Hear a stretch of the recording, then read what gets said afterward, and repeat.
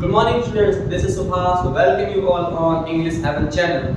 आज हम lost spring का दूसरा पार्ट करेंगे जिसमें मुकेश के द्वारा इंडिया की गरीबी बताई गई है। अब तक हमने इसका पहला पार्ट कर लिया था, ये हमारा दूसरा पार्ट है, वो करने जा रहे हैं। हम ऑलरेडी टाइटल का मतलब समझ चुके हैं, उसके बाद हमने अनीसन के बारे में बात की थी, इनके बारे में हम समझ चुके हैं ऑलरेडी।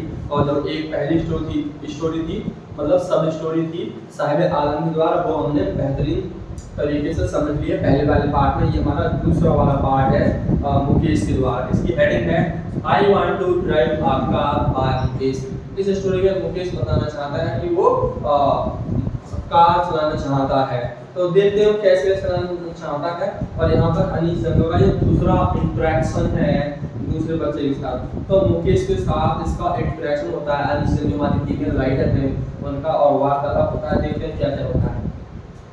तो पहला हेडिंग इसमें आया है इंट्रोडक्शन ऑफ मुकेश। यहाँ पर इंट्रोडक्शन दिया जा रहा है मुकेश का एक तरह से, जहाँ पर वो अपने बारे में बताता है, वो अपनी लाइफ में क्या उम्मीद करता है, वो क्या सीखना चाहता है, वो सभी तरह की बातें अनिजम से होती हैं। यहाँ पर ये बोलता है कि I will be a motor mechanic.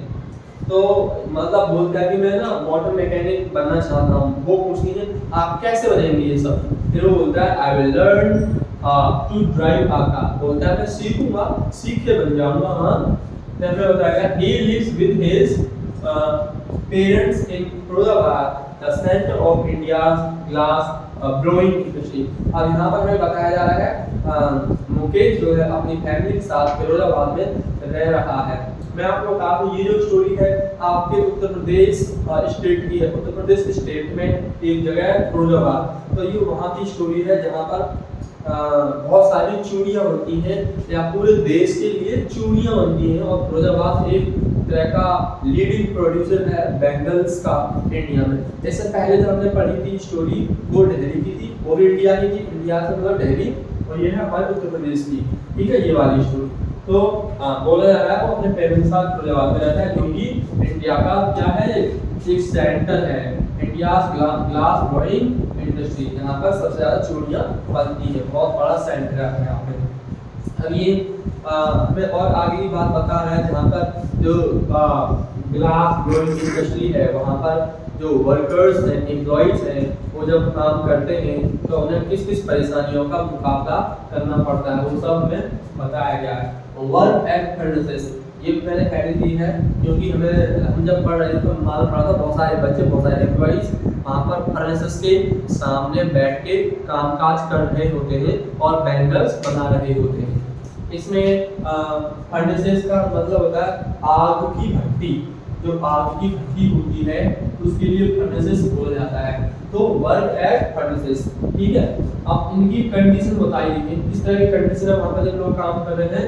Without air, dark rooms है वहाँ पर, हाई टेम्परेचर रहता है, विदाउट लाइट, कोई लाइट भी नहीं है वहाँ पर, और वहाँ पर करीब करीब 20,000 बच्चे इन फर्नेसेस में काम कर रहे हैं। तो हमें बताया जा रहा है कि यहाँ पर ये वर्कर्स, एम्प्लॉइज, बच्चे, महिलाएं, लड़कियां जो भी काम कर रहे हैं वहाँ पर की जो सिचुएशन है, कंडीशन है वो अच्छी नहीं है। मतलब हवा नहीं, मतलब कोई फैन नहीं लगाया है, कोई सीलिंग फैन नहीं है, या कोई तूफानी फैन नहीं, मतलब किसी तरह का फैन नहीं है, तो एयर वहाँ पर नहीं आ पाती है।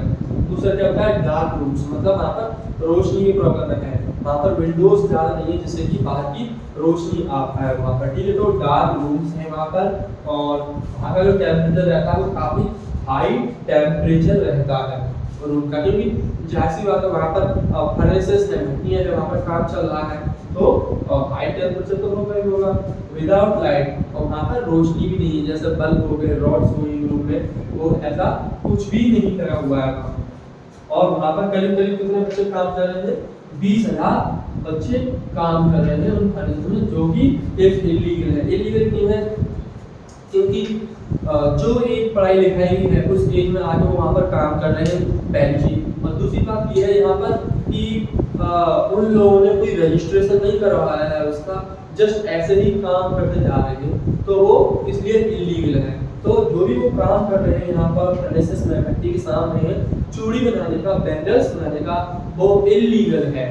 ठीक है, उसके बाद ये मुकेश अनीस जब वो अपने घर ले जाता है फिरवाने के लिए, घर वालों से अपना घर बार दिखाने के लिए, तो उसी दौरान रास्ते में तरह तरह की गलियां पड़ती हैं, तरह तरह के घर मकान पड़ते हैं।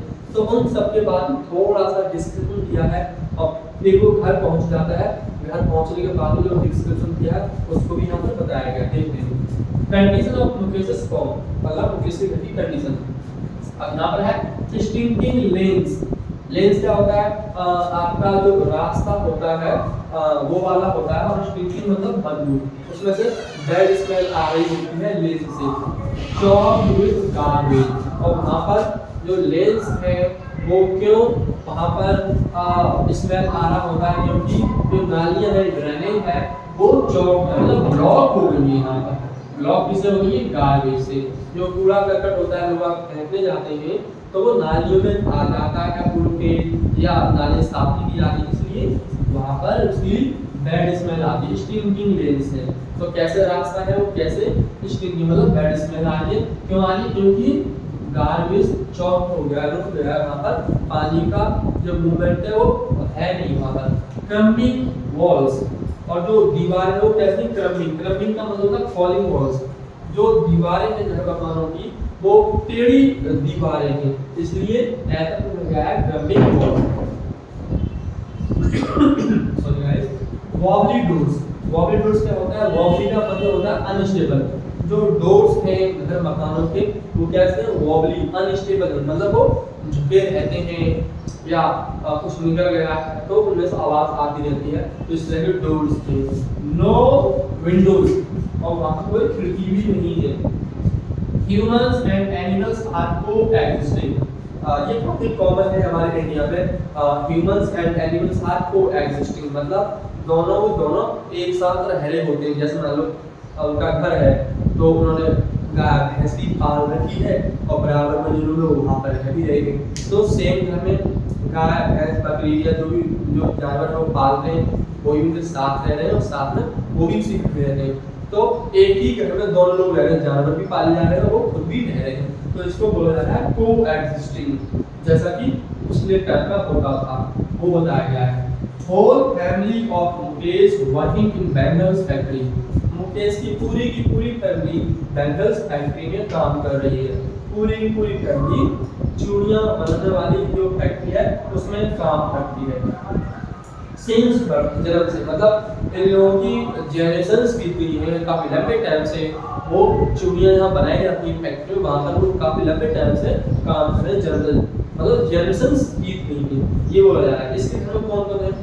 मुकेश है, मुकेश का बड़ा भाई है, मुकेश के मम्मी पापा हैं और मुकेश की भाभी है, मतलब मुकेश के बड़े भाई की पत्नी भी है इस परिवार में। तो ये इतने सारे मेंबर्स हैं, आप लोग ध्यान रखना, आगे बताया जाएगा इसमें। Wife of Mukesh Elder brother have a big responsibility at home. Mukesh के बड़े भाई की जो पत्नी है उनकी एक अपनी बहुत बड़ी एक जिम्मेदारी है घर पर। ये जिम्मेदारी आप समझ सकते हैं कि वो बड़े भाई की पत्नी है तो घर का खाना बनाना हो गया, मतलब सुबह का खाना तैयार करना, शाम का खाना तैयार करना, और भी बहुत सारी चीज़ें, घर में साफ सफाई होगी, बहुत सारे काम हो गए, तो उनकी भाभी की जिम्मेदारी है, उनकी भाभी ही बनाती है सारी चीज़। प्रिपेयरिंग फूड फॉर ऑल, और यहाँ पर सभी के लिए खाना तैयार कर रही है उनकी भाभी। किस के लिए? यहाँ पर 3 मेल है। कौन? मुकेश खुद हो गया, मुकेश के बड़े भाई हो गए, 2 मेल हो गए, और मुकेश के पिताजी। तो यहाँ पर 3 मेल मेंबर्स हैं, उनके लिए खाना बनाया जा रहा है, प्लस मुकेश की जो मदर है उनके लिए खाना बनाया जा रहा है। तो सभी लोगों के लिए खाना कौन बना रहा है? मुकेश के बड़े भाई की पत्नी, वो खाना बना रही है। क्या? पालक की सब्जी बन रही है, और किचन जो है मिट्टी का किचन बना हुआ है, वहाँ पर चूल्हा है मिट्टी का, वहाँ पर सब्जी बन रही है, तो सलाद कटी हुई है, बड़े बड़े बर्तन लगे हुए हैं। तो ये सब मतलब कंडीशन बताई गई है, जब आपने चैप्टर रीड किया होगा उसमें बताया गया होगा सारी चीज़, ठीक है। तो खाना तैयार किया जा रहा है, मिट्टी का किचन है, ठीक। बहू मैरिड, अब जो मुकेश की भाभी है इनको बहू की तरह कंसीडर किया जाता है। ये मैरिड है तभी मतलब जब आगे की चीज़ें वो आएंगे, ठीक है। तो मैरिड है, उनके लिए बहू का अब कमांड मिल गया है, मतलब she has begun to receive the respect as बहू। घर में उन्हें अब बहू के तौर पर देखा जाता है, मतलब ऐसा होता है, इसको आप एक नेचुरल और एक अच्छा एग्जांपल ऐसे ले सकते हैं, जब किसी लड़का की शादी होती है तो दुल्हन आती है तो तुरंत ही उसकी पत्नी को जिम्मेदारी नहीं दी जाती है घर की। जब करीब 2-4 साल या 5-6 साल हो जाती है उसके बाद कुछ जिम्मेदारी दी जाती है, तब उनका थोड़ा औधा बढ़ जाता है। तो इसीलिए उन्हें यहाँ पर बहू बोला जा रहा है, मतलब अब घर के जो ज़्यादातर कामकाज है मुकेश की भाभी संभालती है। ठीक है, so right now she has begun to receive the respect or the command as the बहू in the whole family। तो सभी के द्वारा बहू के तौर पर उन्हें ट्रीट किया जाता है, मतलब एक सम्मान मिलने लगा है, ये कहना जा रहा है, सीधी बात है। सरकार अब यहाँ पर ये दूसरा एग्जाम्पल है, लेकिन दूसरा एग्जाम्पल है उसको हम समझने से पहले थोड़ा इसके बारे में पढ़ेंगे। जो मुकेश के पेरेंट्स हैं, जब मुकेश के पेरेंट्स के बारे में एक बात आई थी, तो यहाँ पर मुकेश के पिताजी बता रहे थे कि वो अपने जीवन में कुछ खास नहीं कर पाए। पहले वो टेलर थे, उसके बाद बैंगल फैक्ट्री में आ गए। अपनी जिंदगी में उनके 2 बच्चे थे, दोनों बच्चों को वो स्कूली शिक्षा नहीं दे पाए, स्कूल में नहीं भेज पाए और वो घर मकान भी नहीं बना पाए। तो दोनों काम है वो फेल रहे, किसके में घर मकान नहीं बना पाए जीवन भर, और दूसरा क्या, दोनों बच्चों को पढ़ा नहीं पाए। He was not able to educate his 2 sons। तो ये 2 फेलियर्स होता है, बस एक ही काम वो कर पाया पूरे जीवन में, वो क्या था, skills of making the bangles in Firozabad. मतलब फिरोजाबाद में फैक्ट्री है, वहाँ पर बैंगल्स बनाए जाते हैं, उनकी स्किल्स बहुत अच्छे से आती थी, बस स्किल्स ही वो कन्वे कर पाए हैं अपने बच्चों को, बस इसके अलावा वो कुछ भी नहीं कर पाए। तो यहाँ पर उनका केस स्टडी खत्म हो जाता है। अगला केस स्टडी आता है सरकार। एक लड़की है जो अनमैरिड है, उसकी अभी शादी नहीं हुई है, तो मतलब आगे की कहानी बता दी। पहले मुकेश की फैमिली के बारे में बताया, मुकेश की फैमिली परिवार है वहाँ जो गली है उनके बारे में बताया। अब उनके बारे में नहीं बतानी, अब किसी और के बारे में बता रही है। ठीक है, तो आप ऐसा समझ सकते हैं, पहले एक मैरिड लाइफ के बारे में बताया, अब एक अनमैरिड लाइफ के बारे में बताया जा रहा है। एक लड़की का नाम है Sarita. Her hands move mechanically like a tug of bullseye. बोला जा रहा है ये जो लड़की है सरिता, इसके जो हाथ हैं, इसके हाथ इस तरह से मूव करते हैं, मतलब मैकेनिकली मूव करते हैं। अब ऐसा क्यों बोला जा रहा है, क्योंकि she has spent so many years in the same work, so that is why she has acquired certain amount of skills of making the bangles। Okay, so that is why the author is saying that her hands move mechanically like a chuck of machine। Machine की term होती है, उसी तरह इसके हाथ चलते हैं, मतलब काफी एनर्जेटिकली, काफी कॉन्फिडेंटली, काफी नेचुरली इसके हैंड्स मूव करते हैं बैंगल्स बनाते समय। तो हमें ये दिखा रहा है कि उसे काफी टाइम हो गया काम करते करते, तो स्किल्स उसके अंदर आ गई है। She has become the expert in making the bangles. Okay, तो ये हमें बताया जा रहा है। तो यहाँ पर ये बताया जाता है, एक चीज और बताई गई है कि जहाँ पर सरकार काम करती है, जैसे भट्टी में बैंगल्स बनाने का, वहाँ पर जो पुरुष लोग हैं वो एक साइड में बैठ के काम करते हैं, बैंगल्स बनाते हैं, जो महिलाएं हैं वो अलग साइड में बैठ के बैंगल्स बनाती हैं। तो ये बताया गया है। वर्किंग इक्वली इन फर्नेसेस, यहाँ पर सभी लोग बराबर बराबर काम करते हैं, मतलब मैंने बताया था पुरुष एक तरफ महिला एक तरफ, इस तरह से। ठीक है, ये है। अब यहाँ पर एक ओल्ड वुमन बोलती है जो उसके साथ में बैठी हुई जो काम कर रही है, तो सरिता के साथ में जो बैठी हुई है एक ओल्ड वुमन जो काम कर रही है चूल करने का, वो एक डायलॉग बोलती है, एक वक्त सेब भर खाना भी नहीं खाया, स्पोकन बाय ओल्ड वुमन। तो अनीस धर्म का जब इंट्रोडक्शन हुआ था तो बोलती है अपने अपने पूरे जीवन में एक वक्त सेवर खाना भी नहीं खाया। यहाँ पर खाने से मतलब ये है कि अपने जीवन में कभी भी ऐसा मौका नहीं आया उसकी जिंदगी में कि कभी भी कंप्लीट बैलेंस्ड डाइट ली हो रहे हैं। क्या होता है, जनरली लोग रोटी सब्जी खा लेते हैं, लेकिन वास्तव में वो कंप्लीट खाना नहीं होता है। कंप्लीट खाना ये होता है, आपकी मान लो प्लेट है, रोटी है, सब्जी है, दाल, चावल, सलाद, एक गिलास रायता, और ये कुछ चीज़ें ऐड हो जाती है, तब ये माना जाता है आपका कंप्लीट बैलेंस्ड डाइट। लेकिन ऐसा नहीं हुआ है उनके कभी भी, उनके साथ कभी भी ऐसा नहीं हुआ है, बस रोटी सब्जी रोटी सब्जी रोटी सब्जी ये हुआ है। इसलिए वो ऐसा बोल रही है कि एक वक्त सेब भर खाना भी नहीं खाया। सेब क्या होता है, एक यूनिट होता है खाने का, एक यूनिट है उसके लिए बोला जा रहा है। तो ओल्ड वुमन इससे बोलती है, और हमें इससे मालूम पड़ता है कि गरीबी किस लेवल की है कि वहाँ का कोई व्यक्ति एक अच्छा खाना भी अफोर्ड नहीं कर सकता है। ठीक है, हाँ। उसके बाद हम बात करते हैं जब वो आगे और बढ़ती है, लोगों से मिलती है, तो बोलती है वो अनीशा कि आप लोग अपने आप को why don't you make yourself into the cooperative or why don't you organize yourselves into the organized or the systematic way। तो वो क्यों आप लोग इस तरह से काम करते हैं अनऑर्गेनाइज्ड वे में। आप कोऑपरेटिव सोसाइटी बना लो ना, एक सेल्फ हेल्प ग्रुप बना लो, कुछ इस तरह का बना लो, आप उसमें काम किया करो। तब ये बात लगी कि आई तब मैंने एक नोट लिखा था अनऑर्गेनाइज्ड टू ऑर्गेनाइज्ड सेक्टर मतलब इनटू कोऑपरेटिव। तो यहाँ पर अलीशा ने लिखी तो उन्होंने बोला कि आप लोग इस समय अनऑर्गेनाइज्ड वे में काम करते हैं, आप लोग इसमें काम करते हैं, आप ऑर्गेनाइज हो जाओ तो ज़्यादा अच्छा रहेगा, मतलब कोऑपरेटिव वे में आ जाओ और काम करना शुरू करो तो बहुत अच्छा रहेगा। उससे क्या होगा, अभी क्या है अनऑर्गेनाइज्ड वे में कि ये एक बहुत खतरनाक सर्किल है मिडिल मैन का। मिडिल मैन कौन होता है आप जानते ही हैं, ठीक है, जिसमें आपके फादर और फादर फंस चुके। मिडिल मैन होता है एजेंट जो आपको सुविधाएं देता है, बीच बीच में आके पैसे भी देता है आपको फैसिलिटीज ज़्यादा देने के लिए, ठीक है। तो बोलो ज़्यादा यहाँ पर आपके पिताजी के पिताजी सब लोग इस तरह फंसते चले गए मिडिल मैन की खतरनाक और सर्किल में। तो ये अनऑर्गेनाइज्ड वे में या अनऑर्गेनाइज्ड सेक्टर में होता है भारत में, जो कि अच्छा नहीं है। और आपके बीच में कोई लीडर नहीं, नो लीडर अमंग है, कोई लीडर नहीं है बीच में, हाँ। और जो आप काम कर रहे हैं वो इलीगल है, ठीक है। मैनी मे बी बीटन और ड्रैग्ड टू जेल, बोला जा रहा है आप में से बहुत सारे लोगों की पिटाई हो सकती है और खचेड़ के आपको जेल भी ले जा सकता है अगर आप अनऑर्गेनाइज्ड वे में काम करते रहेंगे। तो इसका कोई फायदा नहीं है। कभी मालूम पड़ेगा गवर्नमेंट को तो वो मानेंगे इलीगल है, वो आपको पीठ पे ले जाएंगे चल के और जेल में बंद कर देंगे कुछ सालों के लिए, जो कि अच्छा नहीं होगा। इसलिए आपसे बेहतर रहेगा आप ऑर्गेनाइज हो जाए तो आपको ज़्यादा फायदा रहेगा। क्या कोऑपरेटिव हो जाए या ऑर्गेनाइजेशन बात की है, ठीक है। इसका फायदा क्या होगा, आप सेफ रहेंगे एंड सेक्योर रहेंगे और वो लीगल माना जाएगा और वो एक सिस्टमैटिक तरीके में काम कर रहा होगा, मतलब एक ऑर्गेनाइज वे में, ठीक है। आपके पास बहुत सारी फ्रीडम होगी, लिबर्टी होगी और आप पैसे भी ज़्यादा कमा रहे होंगे। और क्या होगा, आप गुड लीडर, आपकी जो एक अच्छा सा लीडर होगा जो कि रिप्रेजेंट कर पाएगा अपने आप को और सारी फैसिलिटी भी होगी।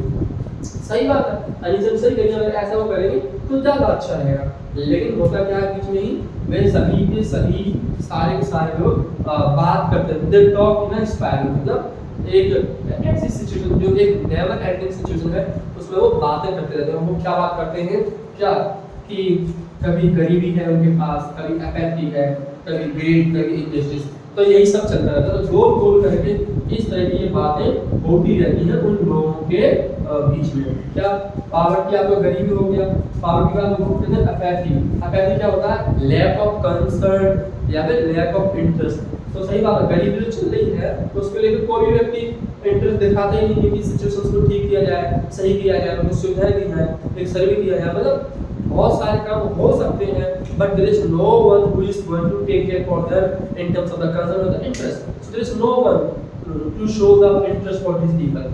तो पावर्टी के लिए भी वजह है और ये सब क्यों हो रहा है, क्योंकि लोगों के बीच में लालच है। लालच कैसे, जो अधिकारी है वो भी लालची है, वो भी सही काम नहीं कर रहे हैं कुछ हद तक, तो लोगों के बीच में लालच भी है यहाँ पर। और इनसे क्या होता है, इनजस्टिस, मतलब अन्याय शुरू हो जाता है, अन्याय होता है पावर्टी। तो ऐसे गोल गोल करके ये सभी लोग इन सभी के बारे में बात करते रहते हैं। क्या, कभी पावर्टी के बारे में बात करेंगे, कभी एपैथी के बारे में बात करेंगे, कभी ग्रीड मतलब लालच के बारे में बात करेंगे, कभी इनजस्टिस, गोल गोल इस तरह से बातें चलती रहती है, ठीक है। उसके बाद हम बात करते हैं यहाँ पर अनिश सिंह हमारे पीपल राइटर हैं, उन्होंने टू डिफरेंट वर्ल्ड की बात की है कि यहाँ पर इस दुनिया में दो अलग अलग वर्ल्ड हैं। यहाँ पर आया टू डिफरेंट वर्ल्ड्स। एक तो ऐसा वर्ल्ड है यहाँ पर वेब ऑफ पावर्टी दिखाया गया, मतलब बहुत ज़्यादा गरीब दिखाई गई है, and burden by stigma of caste. यहाँ पर ऐसे लोग हैं वो ये मानते हैं कि उनका ना एक बर्डन लगा हुआ है, जिसका एक डिसऑनर, कास्ट का डिसऑनर लगा हुआ है। मतलब बोलते हैं ना कि हम तो इसकी कास्ट में जन्म हुआ है हमारा, तो हम तो बस यही कर सकते हैं, तो कोई दूसरा काम कर ही नहीं सकते, हमारी छोटी कास्ट है। तो ऐसे लोग आप बोलते हैं और अपने आप को बहुत लो फील कराते हैं, तो ये बोला जा रहा है। तो एक प्रकार का पावर्टी है, burden by stigma of caste in which they are born. तो एक वर्ड तो ये हो गया जिसमें ये लोग अपने आप को ऐसा मानते हैं। दूसरा वर्ड ये है हमारा सर्कल ऑफ साहूकार, मतलब दुनिया ये है जहाँ पर बहुत सारे साहूकार हैं, मिडलमैन हैं, पुलिसमैन हैं और कीपर्स ऑफ लॉ हैं, ब्यूरोक्रेट्स हो गए, आपके पॉलिटिशियंस हो गए, ये सारे लोग की दूसरी दुनिया में है। और ये सब मिलके क्या होता है, मतलब ये वर्ल्ड और ये वर्ल्ड दोनों ही मिलकर वो क्या करते हैं, दे इम्पोज द बैगेज, मतलब बर्डन ऑन द जनरेशन, मतलब जो हमारी आने वाली जनरेशन है वो इम्प्रूवमेंट नहीं ला सकती है, क्योंकि वो दोनों ही मिलकर स्ट्रेस करेंगे। इनके विचार बहुत अलग है और इनके भी बहुत अलग है। जिस साहूकार साहब जानते हैं जो मदद करते हैं शुरुआत में कोई काम लॉन्च करने के लिए, रिलीज करने के लिए, मिडिल में जो सुविधाएं देते हैं, लेटेस्ट इंफॉर्मेशन देते हैं अपडेट करके। पुलिसमैन आप जानते हैं जो कि यहाँ पर आप तीन चीज आपको समझाई जा रही है एनालिटिकली, अगर आप समझ पा रहे हो। Policeman, keepers of law and bureaucrats. Bureaucrats होते हैं आपके government officer, keepers of law हो गए आपके जो लॉ बनाते हैं, और ब्यूरोक्रेट मतलब होता है ना एक क्या होता है, लेजिस्लेटिव असेंबली हो गई या जुडिशरी हो गया आपका, मतलब एक तीन लेवल होती है इसमें, जो कि एक कानून बनाता है और एक कानून फॉलो करवाता है और एक ये देखता है कितने अच्छे से फॉलो हो रहा है नहीं। इसमें जैसे कि पुलिसमैन, ये लोग ये देखते हैं कि कानून कोई लाया गया है तो फॉलो किया जा रहा है या नहीं किया जा रहा है अच्छे से, ये लोग देखते हैं। कीपर्स ऑफ लॉ, ये लॉ बनाते हैं, नहीं ये लॉन्च करते हैं मार्केट में, ठीक है। और ब्यूरोक्रेट्स मतलब ये लोग कानून बनाते हैं, ये सब होता है। पॉलिटिशियंस आप जानती हैं, तो बताया जा रहा है एक तरफ इनकी दुनिया है और दूसरी तरफ इनकी दुनिया है, तो दोनों ही मिलके जो हमारी आने वाली जनरेशन है उन पर एक तरह का बर्डन तैयार कर देते हैं और उसकी वजह से ये लोग आगे नहीं बढ़ पाते हैं। खैर, मुकेश से दोबारा लास्ट में बात होती है तो मुकेश रिपीट करता है, वो क्या बोलता है, I want to be a motor mechanic, मतलब मैं मोटर मैकेनिक बनना चाहता हूँ। आई विल वॉक, बोलता है कोई बात नहीं, मैं ऐसे ही बनता हूँ, तो मैं चल के जाऊंगा, पैदल चल के जाऊंगा तो बनूंगा।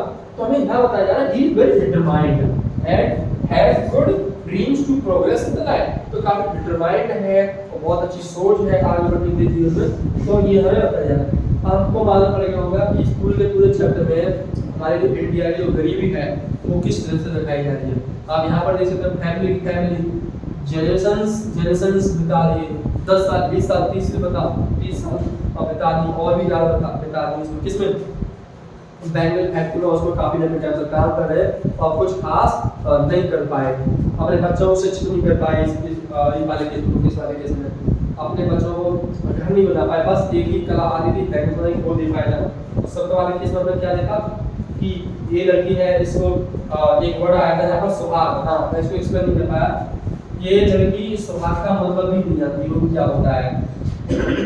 यहाँ पर क्या है कि ये बोला जा रहा है, ये लड़की चूड़ियाँ बनाती तो है, क्या इसको मालूम है इसका डीप एंड रियल मीनिंग क्या है चूड़ियों का? चूड़ियाँ एक सिंबोलिज्म है किसका, सुहाग का। महिलाओं का एक तरह से वो सुहाग होता है, इंग्लिश में बोला जाता है ऑस्पिशियसनेस।